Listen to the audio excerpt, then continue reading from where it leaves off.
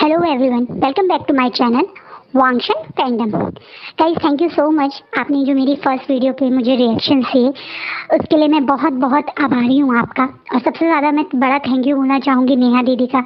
उनकी BL story teller और love story teller channel की मैं फ़ैन हूँ और मैं उनकी काफ़ी फैन फिक्शंस पढ़ती भी हूँ और सुनती भी हूँ। उन्हीं से इंस्पायर होकर मैंने ये चैनल ओपन किया था और उनके मेरी फर्स्ट वीडियो पे ही उन्होंने रिव्यू भी किया और कमेंट भी किया। It's make me so happy. वो जितनी अच्छी स्टोरी सुनाती हैं वो रियल लाइफ में भी उतनी ही अच्छी हैं। वरना अगर किसी के पास फॉलोअर्स होते हैं, फैंस होते हैं, तो वो आपको इतनी इंपॉर्टेंस देना भी नहीं पसंद करते। पर उन्होंने मेरे पहले ही कमेंट पे रिप्लाई किया था। मैंने उन्हें इंस्टा पे कमेंट किया था और उन्होंने उनसे चैनल शुरू करने से पहले मैंने पूछा था कि मेरे अंदर हिम्मत नहीं है, एंड शी इंकरेज मी कि करो। और मैंने thank you so much Neha di, आपकी वजह से ये चैनल मैंने बनाया और आपका कमेंट के लिए thank you so much. Now story start करने से पहले मैं 2-3 चीज़ें आपको क्लियर करना चाह रही हूँ। पहले मैं जो लैंड फैमिली है उनकी लोगों की एज आपको बताना चाह रही थी। लांगवांग जी ये इस समय 28 ईयर ओल्ड है। आज से 12 साल पहले इनके फादर ने दूसरी शादी की थी, तब ये सिर्फ 16 ईयर ओल्ड थे। इनके फादर की एज इस समय है 52 ईयर ओल्ड। फिर रामसिचैन 32 ईयर ओल्ड हैं। ये लांगवांगी से 4 साल बड़े हैं।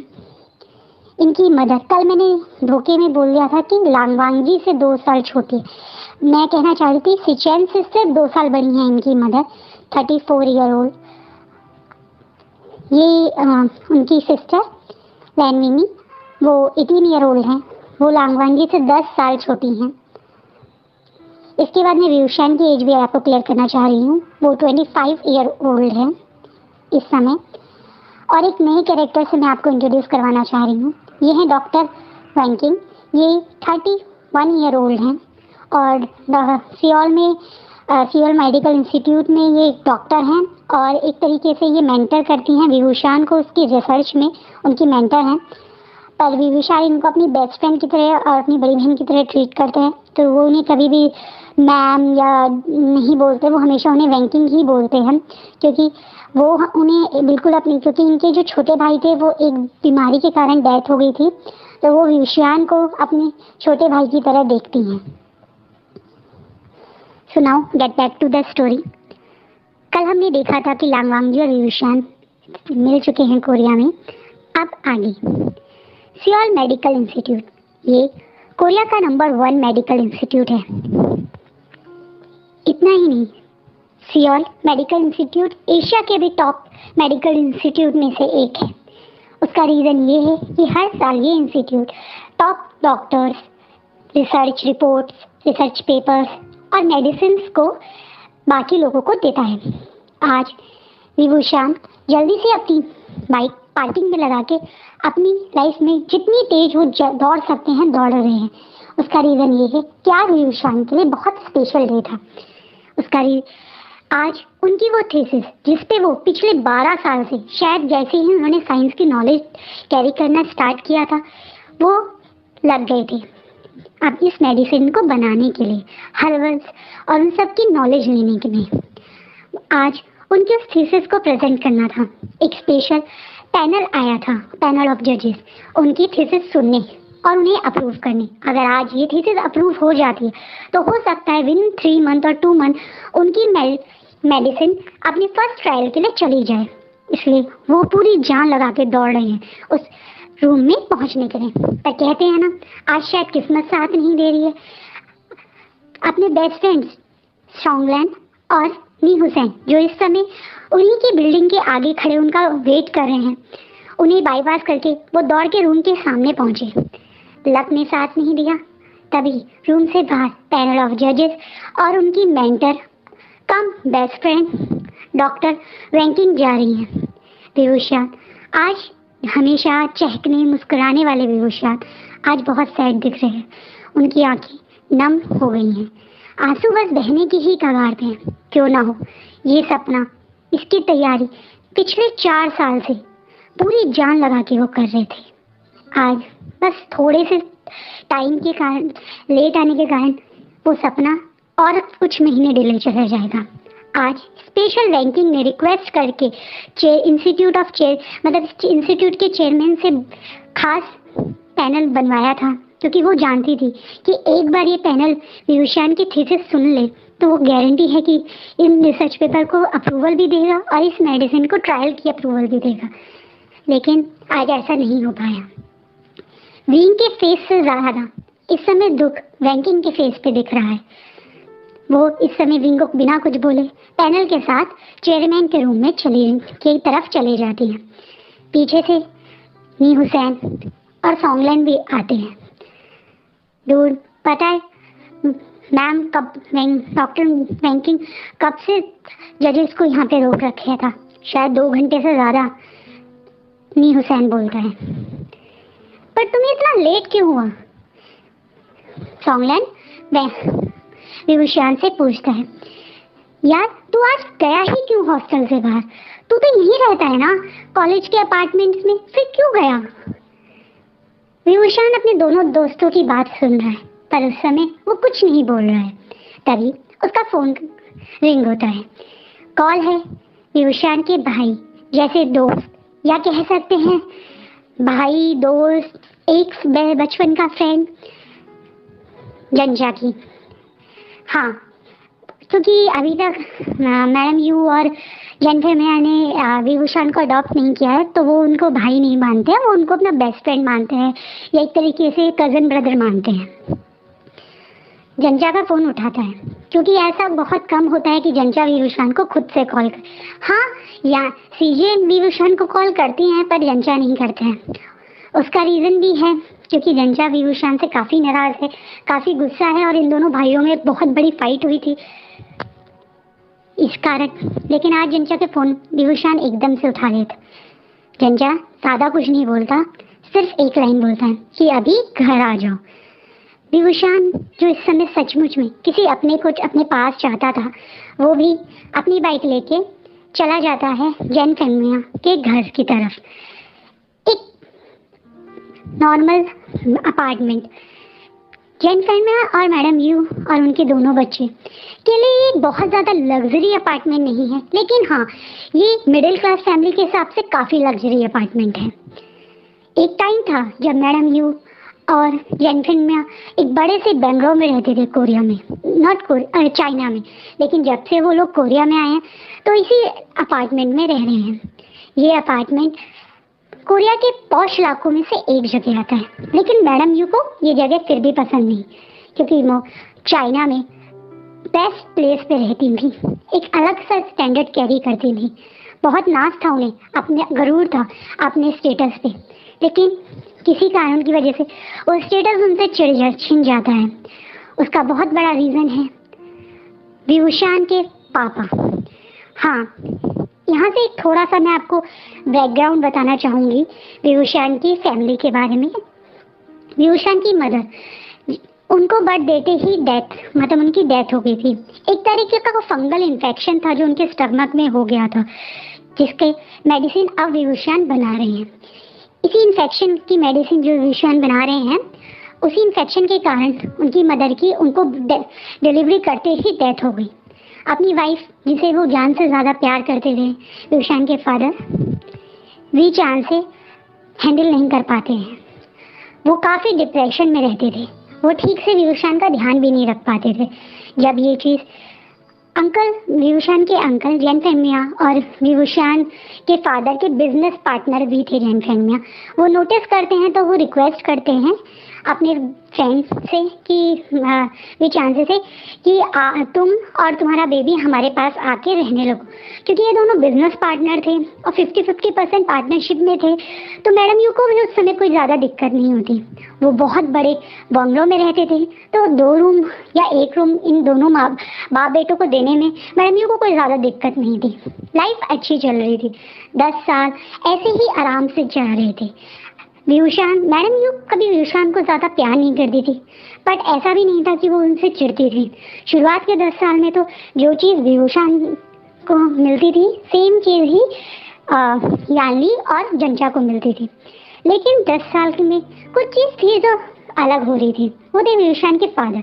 वो अपनी वाइफ की डेथ से बाहर ही नहीं आ पा रहे थे और बुरी तरह से अल्कोहलिक हो गए थे। जैन फैमिली ये बहुत नोटिस करते थे कि उनका वो दोस्त जो इतना टैलेंटेड था वो बहुत ज़्यादा ड्रिंकिंग और गलत हैबिट्स में आ गया है। इतना ही नहीं, वो गैम्बलिंग भी करना शुरू कर गए थे। उस समय जैन फैमिली का बिजनेस जो एक स्नैक मेकिंग कंपनी थी, जो स्नैक्स फास्ट फूड बनाते हैं, उनकी कंपनी थी और अच्छी खासी ग्रोथ पे थी। उनकी गैम्बलिंग के कारण वो धीरे धीरे लॉसेस में आने लगी। एक दिन विभूषण के फादर ने ज़्यादा ड्रिंक करके एक बहुत बड़ा गैम्बलिंग कर दिया। उस इंसान को पैसे लौटाने के कारण उन्होंने जल्दबाजी में एक गलत प्रोजेक्ट या गलत पर्सन के साथ बिजनेस कर दिया, जिसके कारण उन्हें बहुत बड़ा लॉस हुआ। इतना ही नहीं, उनकी कंपनी बैंकरप्ट के टाइम पे आ गई थी।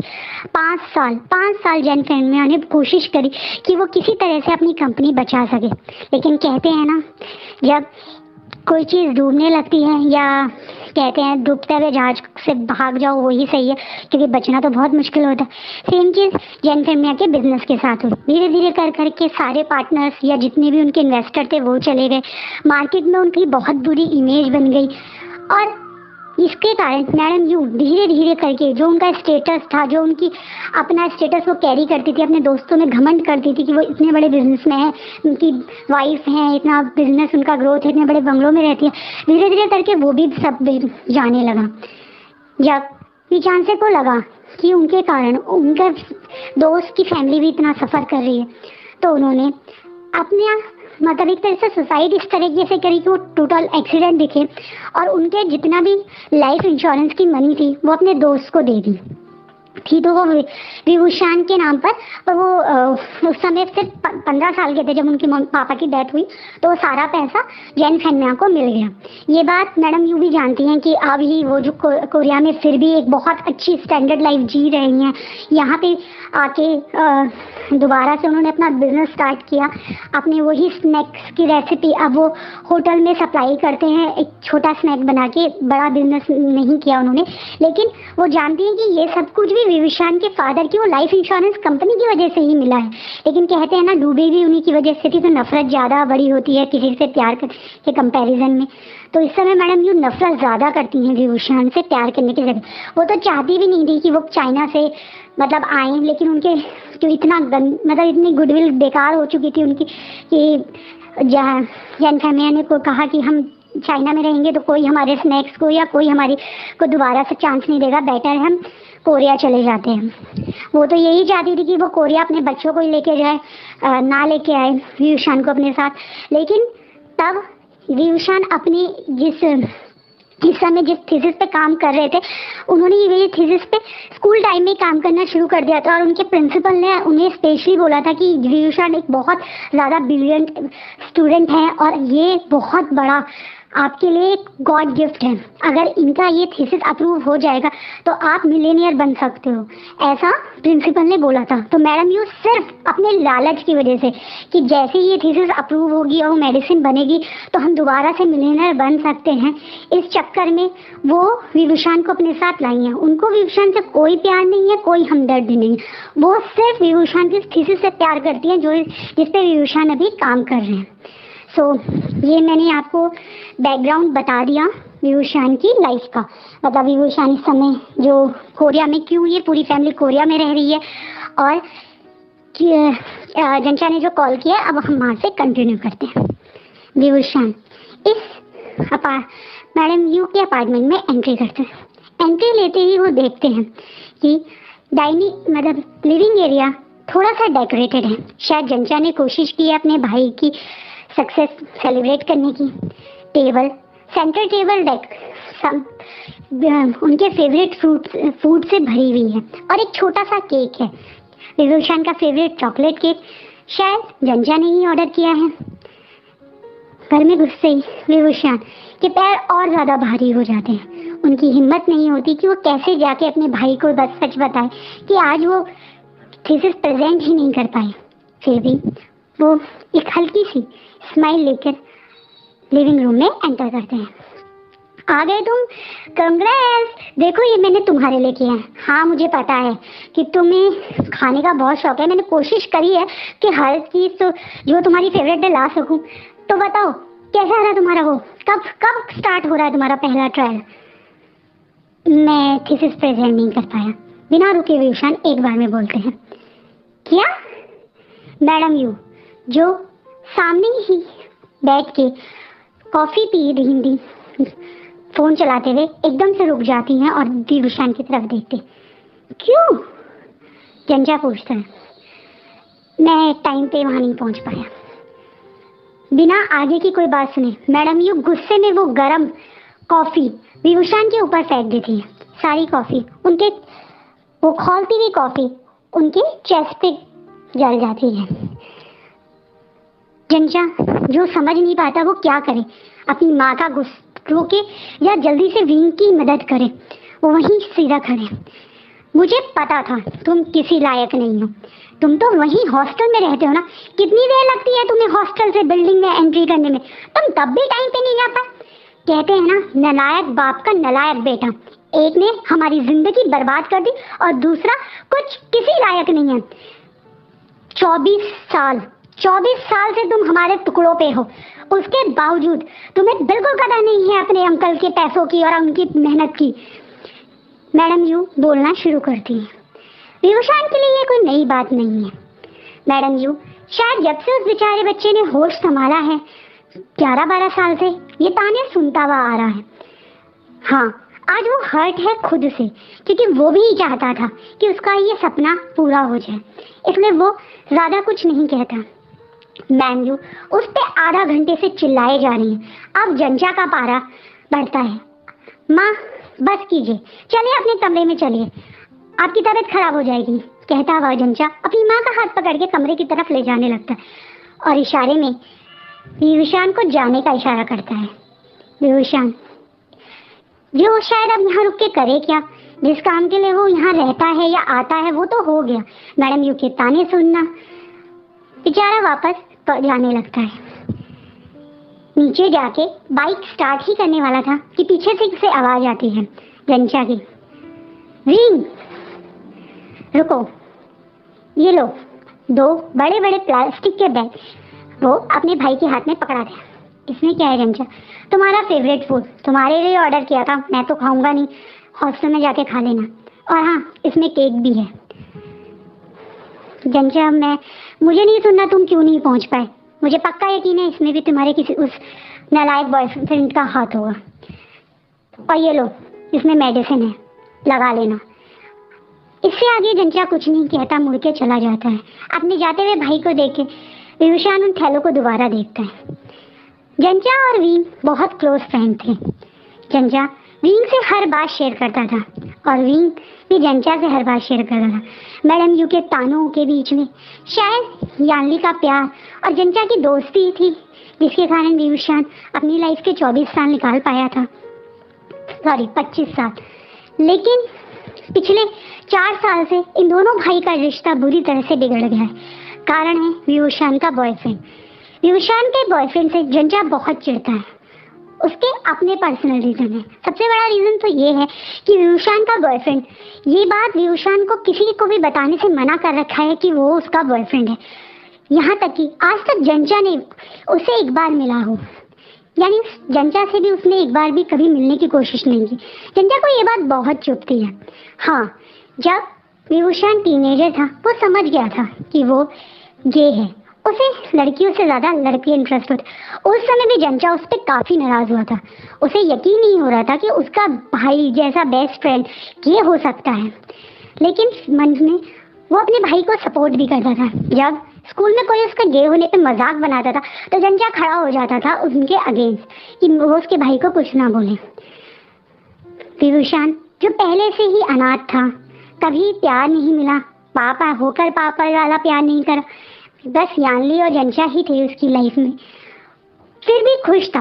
अपनी सेक्सुअलिटी को खुले में मानकर एक ब्रेवनेस जो उसने दिखाई थी वो ठीक खुश था। लेकिन जैसे ही वो कॉलेज लाइफ में आया और उसकी लाइफ में बॉयफ्रेंड आया, उसे एक खुशी हुई। पहली बार उसका दिल किसी के लिए धड़का, किसी ने उसे वो प्यार, अट्रैक्शन फील करवाया जो जिसके लिए वो काफ़ी टाइम से तड़पता था। पर उसके बॉयफ्रेंड ने पहली लाइन यही बोली, 21 सेंचुरी होने के बाद भी बहुत लोग होते हैं जो अपनी सेक्सुअलिटी को लेके नर्वस रहते हैं। उन्हें एक्सेप्ट करने में सबके सामने शर्म आती है कि वो लड़की होकर लड़की को पसंद करते हैं या लड़का होकर लड़के को पसंद करते हैं। यही कुछ इमोशनल बातें बोल के विभूषण के बॉयफ्रेंड ने बोला कि जिस तरह ब्रेवली तुमने सबके सामने एक्सेप्ट कर लिया तुम गे हो, मैं नहीं कर सकता हूँ। इसलिए मैं तुम्हें पसंद बहुत करता हूँ और मैं किसी और के साथ रिलेशनशिप में नहीं आऊँगा, लेकिन हाँ, सबके सामने ये चीज़ एक्सेप्ट करने में मुझे टाइम लगेगा कि मैं भी गे हूँ। विभूषण, जिसने खुद अपनी पूरी स्कूल लाइफ बुली होता रहा था अपने गे होने की वजह से, वो समझ गया कि शायद वो भी, उसका बॉयफ्रेंड भी इस चीज़ से थोड़ा डरता है और वो नहीं चाहता है कि उसका बॉयफ्रेंड इस चीज़ बुली और इन तानों को अपने कॉलेज लाइफ में सुने। हाँ, हम लोग फैन फिक्शन सुनते हैं, हम लोग टीवी शोज देखते हैं, BL ड्रामास देखते हैं, तो हमें लगता है कि ये चीज़ नॉर्मल है। पर जो लोग रियल लाइफ में इन चीज़ों में होते हैं उनके लिए ये चीज़ कभी नॉर्मल नहीं होती। उन्हें कितने लोगों के ताने, कितनी गंदी नज़रों से देखना पड़ता है, वो जजमेंट करने वाले कमेंट, वो घृणा वाली नज़रें उन्हें सहनी पड़ती हैं। विभूषण ने ये सब कुछ सहा था अपने स्कूल टाइम में, इसलिए वो नहीं चाहता था कि जिस इंसान से वो इतना प्यार करता है वो भी उस चीज़ को फील करे। इसलिए उसने अपने बॉयफ्रेंड की बात मान के किसी को भी ये नहीं बताया कि वो उसके साथ रिलेशनशिप में है। जंचा को भी एक बार उसके फ़ोन में आए हुए पॉपअप मैसेज की वजह से पता चल गया था कि वो रिलेशनशिप में, और जंचा इस बात से काफ़ी नाराज़ हुआ था कि वो रिलेशनशिप में आ गया और उसने अभी तक विभूषण ने जंचा को नहीं बताया। जंचा ने विभूषण से कई बार पूछा कि तुम मुझे अपने बॉयफ्रेंड से मिलवाओ या मुझे अपने बॉयफ्रेंड का नाम बताओ, पर विभूषण ने नहीं बताया। क्यों? कहते हैं ना, प्यार इस समय, पहला प्यार आपको अंधा बना देता है। विभूषण को अपने बॉयफ्रेंड का प्यार ज़्यादा बड़ा लगा अपने भाई और अपने दोस्त की ऊपर, और इस बात को जंचा बहुत ज़्यादा फील करते हैं। इसलिए पिछले 3 साल से जंचा और विभूषण ने एक दूसरे से वो पहली वाली तरह, जैसे हर बात शेयर करना, हर चीज़ एक दूसरे से डिस्कस करना, वो सब बंद हो गया है पिछले 3 साल से। ये सिर्फ मतलब के लिए एक दूसरे से बात करते, यानी एक दूसरे की कभी कभार तबीयत पूछ लेना या फेस्टिवल में एक दूसरे को विश कर देना, बस इतनी बात करते हैं। सो आज का फैन फिक्शन में, मतलब आज का पार्ट में यहीं रोकती हूँ। आई नो गाइस, थोड़ा स्टार्टिंग की वीडियो में, मतलब 1-2 पार्ट में और थोड़ा सा बैक स्टोरी चलेगी, थोड़ा सा आपको, मतलब मैं कैरेक्टर्स के बैकग्राउंड या कैरेक्टर की डेप्थ समझाना चाहती हूँ मैं, क्योंकि ये फैन फिक्शन मैंने बहुत दिल से लिखी है, तो मैं आपको पहले कैरेक्टर क्यों ऐसा बिहेव कर रहे हैं या क्यों ऐसा हो रहा है उनके बीच में, वो चीज़ क्लियर करना चाह रही हूँ ताकि आपको भी स्टोरी समझने में आसानी हो। And thank you.